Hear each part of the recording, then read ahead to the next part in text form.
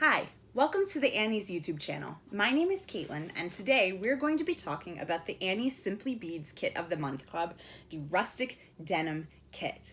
Inside each monthly kit, you'll get all of the materials that you need to make what is pictured on the front. You might need your tools, which you'll get in your first kit anyway, and then you'll be good to go. Today we're going to talk about what comes in your kit and some different varieties of necklaces, bracelets, and earrings that you can make with the materials in your kit. I hope you'll come along with me and subscribe if you haven't already.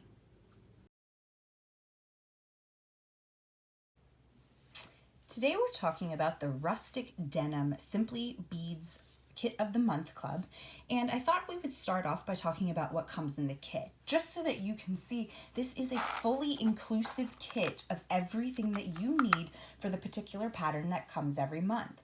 You'll see you have all of the beads, all of the spacers, and these spacers, your toggles, your ear wires in here, your jump rings, your wire, your head pins. You have everything in this kit that you will need to make your project that you get each month. So if you're not already subscribed, now's a great time to go ahead and do that in the description box below, and you will start getting your monthly kits with the full instruction pattern, telling you exactly how to make everything that you see on the front, along with a full kit of everything you need, minus the tools and sometimes some glue if you would need it. But your first kit, you will get the pliers that you need to go with it, unless you want to purchase some other jewelry tools that we'll talk about along the way.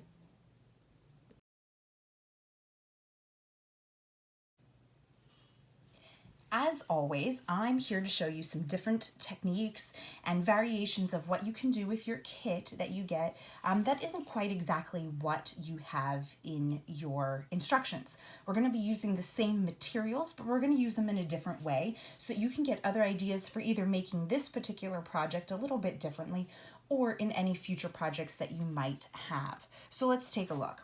So rather than making the necklace here, which is a shorter necklace, and using those spacer beads, metal beads along here as your chain, and then adding on your toggle, I'm going to show you some other things that we can do. So for some necklace options, I went ahead and I made this one. And if you've watched any of the other videos where I've shown you some tips and tricks, you'll know that I prefer a longer necklace, and so that's what I did. So if you look in your instructions, you'll see that there's a different spacer loaded in here. So rather than doing that, I used the spacers from back here to put in between my beads. And then I took the jump rings and the wire guardians and I attached them with my crimp cover as well. And I put them on a piece of chain so that I could have a really nice long over the head necklace. So again, it's coming back here to using this same principle that you'll find in your instructions, the same principle used here to finish yours off, but instead of finishing it with a clasp, I finished it here and added a jump ring and just some chain to make a really beautiful long necklace. So this is an idea of whenever you want to make something a little bit longer than what comes in the kit, go ahead and use the idea here, but instead of making it a short piece, make it nice and long with some chain that you might have laying around or that you're able to purchase. If you want to switch up the techniques a little bit rather than just a pure stringing project, let's talk about another option here, which is called knotting. So here you can see I'm still using the same beads that were in the kit and I'm using the spacers, but I'm using them in a different way.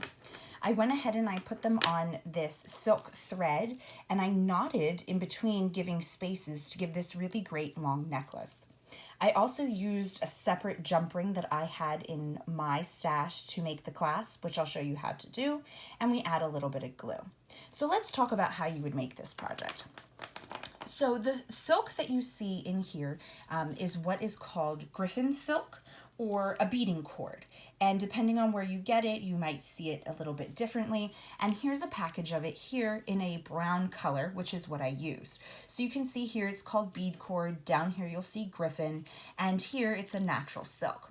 You'll also see here that this is a number 10. They also come in other sizes, like a 6, and then you will also find a 4.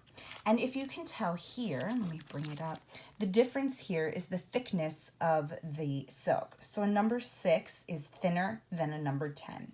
For this project, I used a number 10 because it fit better through the holes of my beads, and it gave a little bit more substantial look. For the thick, heavy beads that I had, I wanted to make sure it would hold it. So when you get your cards like this, you will unwind them just like this.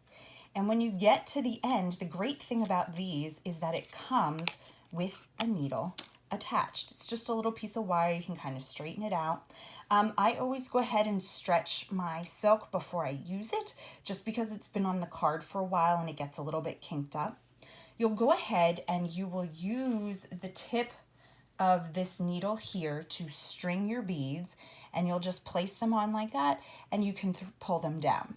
Now, you do want to just make sure that the whole of your bead goes over the join here where the needle, the twisted wire meets the silk. If not, you will want to go down in a size of silk.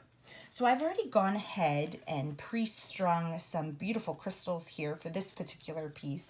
And so I'm going to go ahead and show you how I knot these. Now there's a couple different tools that you can use to make knotted pieces. And this is one of my favorites. This is called the Easy Knotter. And I like this one so much because it gives you the measurements on here to make consistent knots and spaces.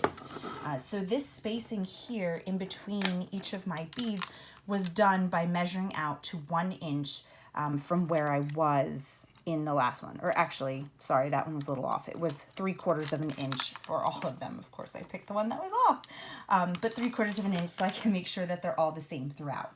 And it's really easy to use because of this peg. You don't lose where your knot is. And so you would just put a regular knot here on the end where you're going to start it, and you slide a bead down. I'm going to go ahead and just cross it over my fingers and pull through, just like a regular overhand knot. And I'm going to place this right over the peg. And I'm going to hold my finger on the top just so that it can't pop off the top. And I'm going to pull it, and I'm going to keep letting it come up until the bead gets snug. Now the trick to this when you're doing a bead is to take your next bead down, slide it against the peg as tight as you can get it. Now you're not going to see this because my fingers are going to be in the way, but I'm pulling this really hard, and as I pull up on the knot, I'm pulling on that bead so that it pushes the knot right snug up against here. So as you can see, I've got 2 knots perfectly on the knot. Then I would figure out how far away I wanted it to go, and I would put my knot back on here. I would take this knot and line it up with how far I wanted it to be, say 3/4 of an inch, a 1/2 inch, whatever. I pinch here, I pull up, I pull tight, and my knot is made. If I don't want to do a spacing in between, you could just keep knotting directly right next to each of the beads using that same manner to get a really beautiful look as well. At the end, once you get all of your beads knotted, you won't need to use your tool anymore. You'll just be knotting directly onto a hoop, which is what I prefer to do. So I went ahead and I put my knots on here, and then I used some glue to go ahead and make sure it was secure enough so that it wouldn't fall off. To glue this on, I used my B7000, which we got in a previous kit, or you can purchase it online or in craft stores. And you're just going to unscrew the lid. You'll see it has a needle tip here. That gives you a precision. And when you're done, you just slide the needle stopper right back in here so that it doesn't leak going forward. And then I close it up and I'm good to go. I let this dry for a little bit, and then I can cut my ends flush. Now you do see the glue a little bit with this. You could try a hypo cement. I prefer not to use a super glue because if you get it too close to a bead, if you have a bead here, you will see a fog or a haze on it. So I don't like to use that in this case, but this is going to be in the back of your necklace, so it's not a huge deal. Although, if you wanted, this could be the front of your necklace and you could hang a tassel off of here as well. But that's the basics of hand knotting. with the Easy Knotter tool to help you get exact measurements when you make your spaces in between your knots.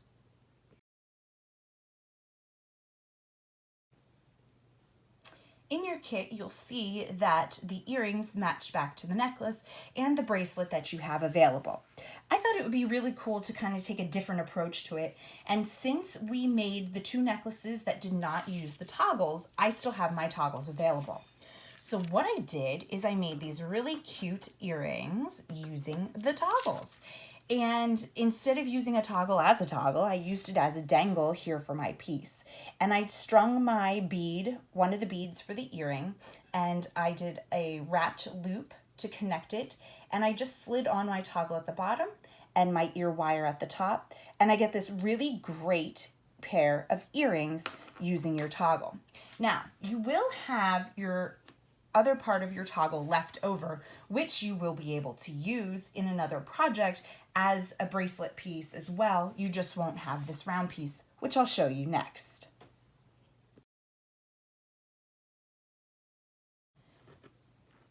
To finish off my set, I thought it would be really fun to make a bracelet. And since I ran out of the beads like this that they had designated for the bracelet, making the other 2 necklaces, I thought let's use some of the extra pieces that I had. So I still had a bunch of these spacers. I had my toggle, and I decided to add in some additional blue beads that I had to kind of match back and make a great bracelet.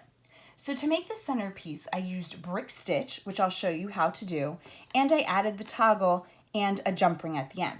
So let's take a look at that first before we get started. When you buy jump rings, you can get twisted jump rings, plain jump rings, open jump rings, closed jump rings. There's all different things. And these particular jump rings are all closed. And what does that mean?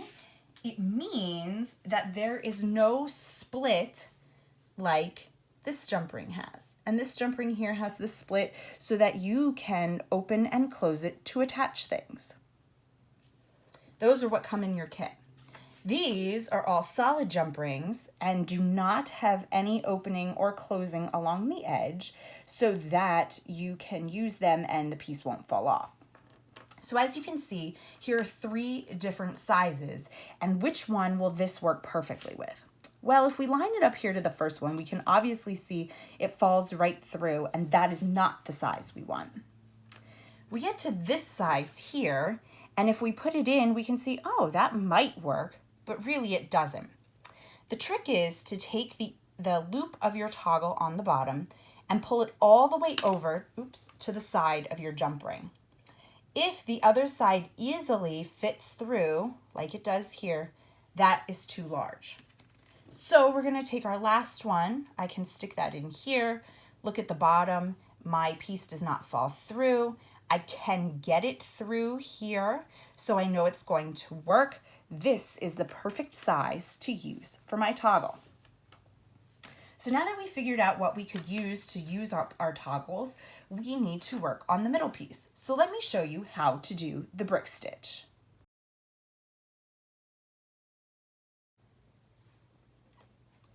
Okay, so to make the diamond piece here of the necklace, which you could use, or excuse me, of the bracelet, which you could use for a necklace, you could use as links, you could use for earrings, the possibilities are really endless. What you're going to need is some kind of cutting tool, either a really sharp pair of scissors, or in this case, I like to use the Wildfire cord cutter, which I'll show you how to use in a minute. You're going to need some fire line, or some kind of stringing material. This one I'm using Smoke. I'm using a 0.006 inch and a 6 pound. But again, you could definitely go thicker with this because as you'll see, my string or my thread is very thin for the size of the holes of these beads. But this is what I had on hand, so it's what I'm going to use. And you're going to need a beading needle. This is a size 10 beading needle. You can get different sizes. It just determines the thickness of it. And in this case, for these beads, you could get away with a thicker needle as well because the holes are so large. So we're gonna make a 5 bead piece across the middle. And you're going to start by cutting a length of your thread. And I did about 2 feet or so, a little bit longer. It's always better to go a little bit longer if you're a little nervous, just because you can add more thread to finish this off, but it's just easier if you don't have to. So I pre-strung my needle, and I'm going to go ahead and pick up 2 beads. And I'm going to pull them down towards the end of my thread, leaving a tail just so I have it. And I'm going to turn and I'm going to come back up the first bead, so the same direction the thread was going. And I'm going to pull that snug so they sit next to each other. Okay. And I'm going to go back down that second bead. And to start off any brick stitch, we have to start with a ladder stitch. And so that's what we're doing. And we started with 2 beads. Now we're going to pick up 1 bead. And so my thread is coming out on this side. So I'm going to come down the top and come through, making a circle to put that into place. And to get it to sit really nice, I'm going to come back up through the way I strung my bead. Okay, so now I have 3. I'm going to pick up another bead. And I'm going to come up the bottom again to make my loop. And then I'm going to go back down the top of the bead I just put on. Now I have 4. We're going to do it one more time. So I'm coming out the bottom. I'm going to pick up a bead, coming out the bottom, going down the top, snugging it up, and going back up. And that just gives us a really nice foundation of ladder stitch. Now, when we do brick stitch, we're going to be doing something in what's called the bridge. And I'm going to see if I can get this to focus right here for you. And so you can see really thin threads here. Now, if I were using a different color, you might be able to see it more, but I want to be hidden in my pattern. So you'll see these thread bridges across the top, and that's what we're going to be working into. So whenever you start, you're always going to start with 2 beads. So I'm going to pick up 2, and I'm going to skip this first bridge here, and I'm going to go under the second bridge. So if you can see, I'm between the 2 beads under the thread, and I'm going to pull that through. And then I'm going to make sure I'm coming out the other side of the thread. So I came under that way. I'm going to go up and up through this bead and pull it tight.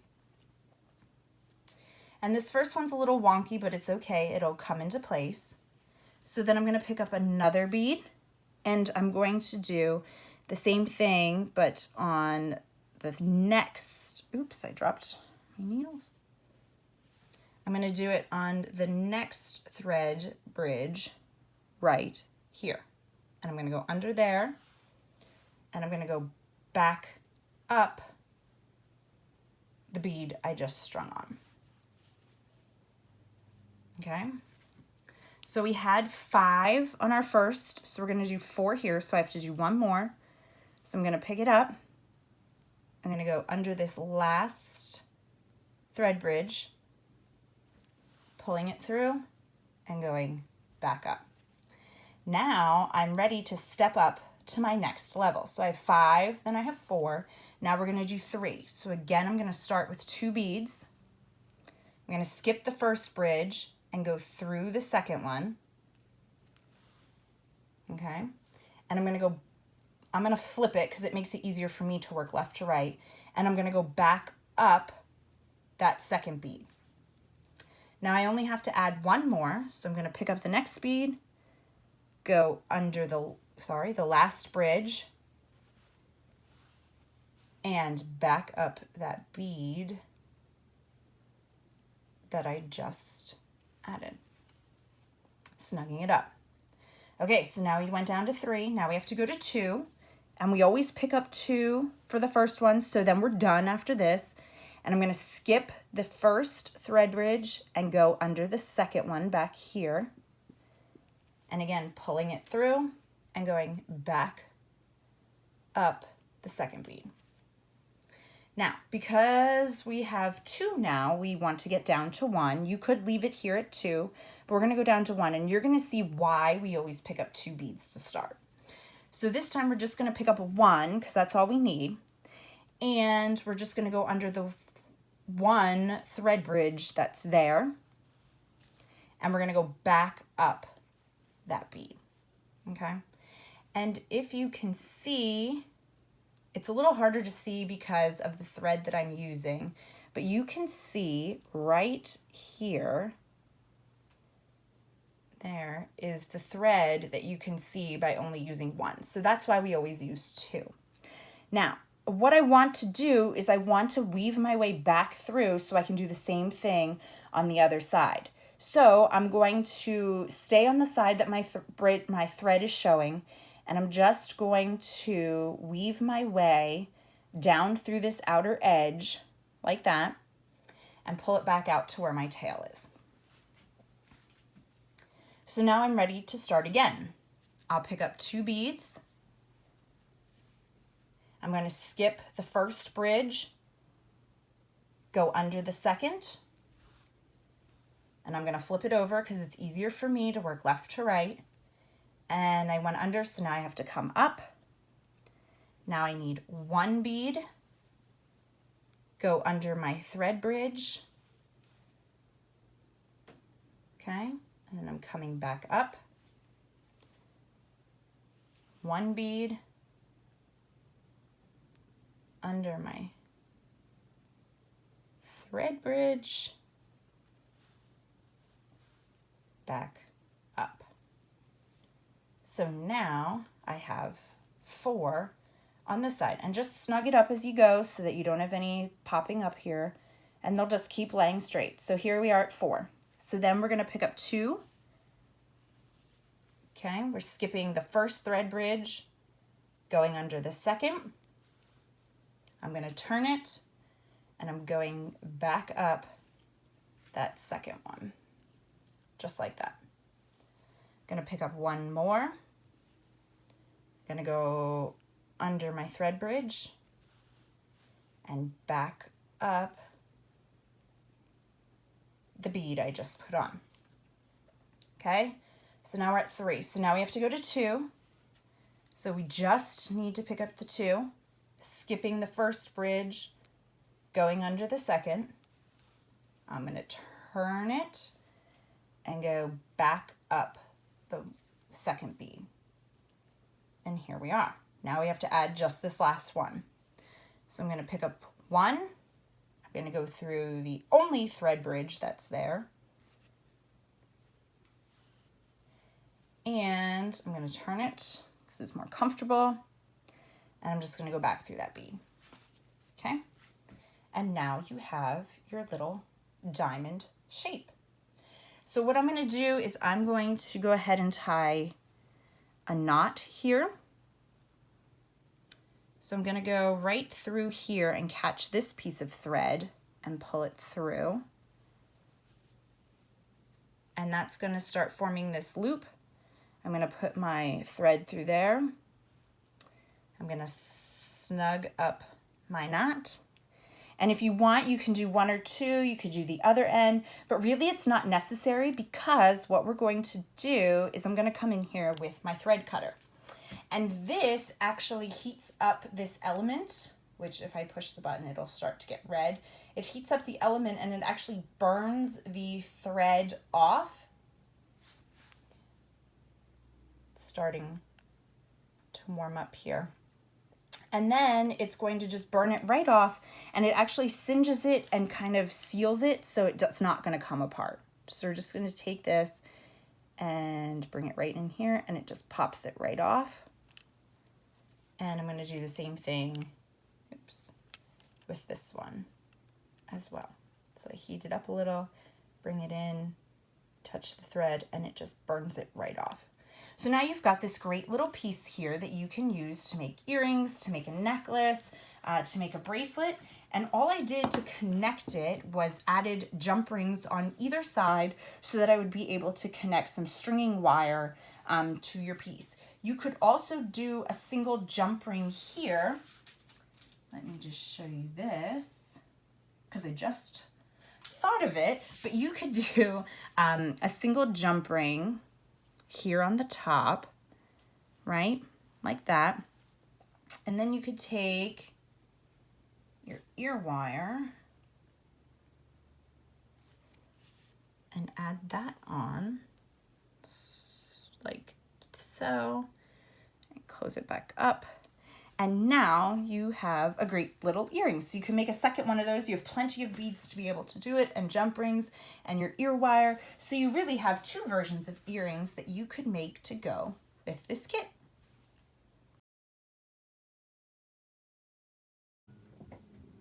Thanks so much for joining me today to talk about the Annie Simply Beads of the Month Kit Club, the Rustic Denim Kit.